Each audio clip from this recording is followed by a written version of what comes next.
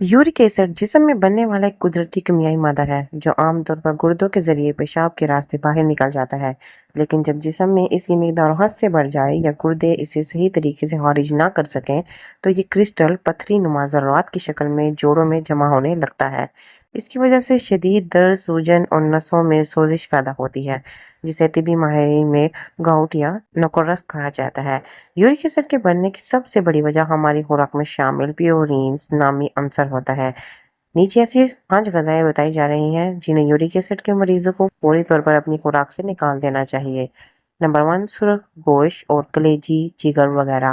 سرخ گوشت بڑے اور چھوٹے کا گوشت اور خصوصاً جانوروں کے اندرونی اعضاء جیسے کہ کلیجی، گردے، اوجڑی اور مغز میں پیورین کی مقدار انتہائی زیادہ ہوتی ہے۔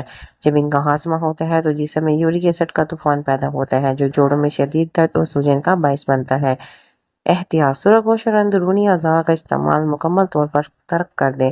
ان کی جگہ ڈاکٹر کے مشورے سے محدود مقدار میں مرغی یا دالیں استعمال کی جا سکتی ہیں۔ نمبر 2، مخصوص سمندری غذائیں۔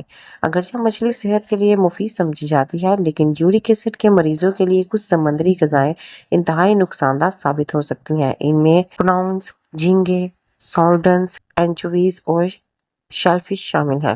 ان سمندری غذاؤں میں پیورین کا تناسب بہت زیادہ ہوتا ہے، جس سے یورک ایسڈ اچانک شوٹ کر سکتا ہے۔ اگرچہ مچھلی کھانے کا دل چاہے تو کم پیورین والی مچھلی کا استعمال بہت کم مقدار میں کریں۔ نمبر 3، میٹھے مشروبات اور فرکٹوز۔ ڈبہ بند جوسز اور انرجی ڈرنکس اور فرکٹوز سے بھرپور میٹھی اشیاء بظاہر پیورین سے پاک لگتی ہیں، لیکن فرکٹوز جسم کے اندر جا کر سیلولر سطح پر یورک ایسڈ کی پیداوار کو تیزی سے بڑھاتا ہے اور گردوں کے کام میں رکاوٹ ڈالتا ہے۔ احتیاط: موذی میٹھے مشروبات اور پرسش شدہ مٹھائیوں سے مکمل طور پر پرہیز کریں۔ قدرتی تازہ پانی اور لیمن پانی کا استعمال زیادہ کریں۔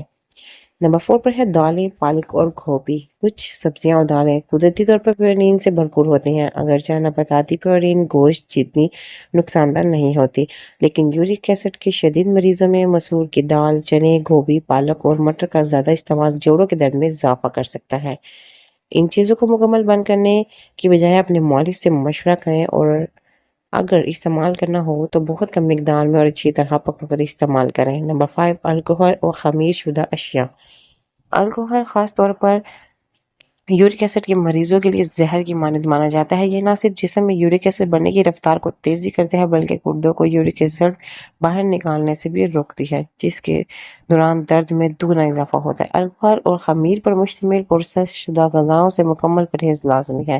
یورک ایسڈ کو کنٹرول میں رکھنے کے لیے کم از کم 10 سے 12 گلاس پانی پئیں تاکہ زہریلے مادے پیشاب کے ذریعے خارج ہوتے رہیں۔ ان کے علاوہ وٹامن سی، لیمن، مالٹا اور چیری کا استعمال یورک ایسڈ کی سطح کو قدرتی طور پر کم کرنے میں مددگار ثابت ہوتا ہے۔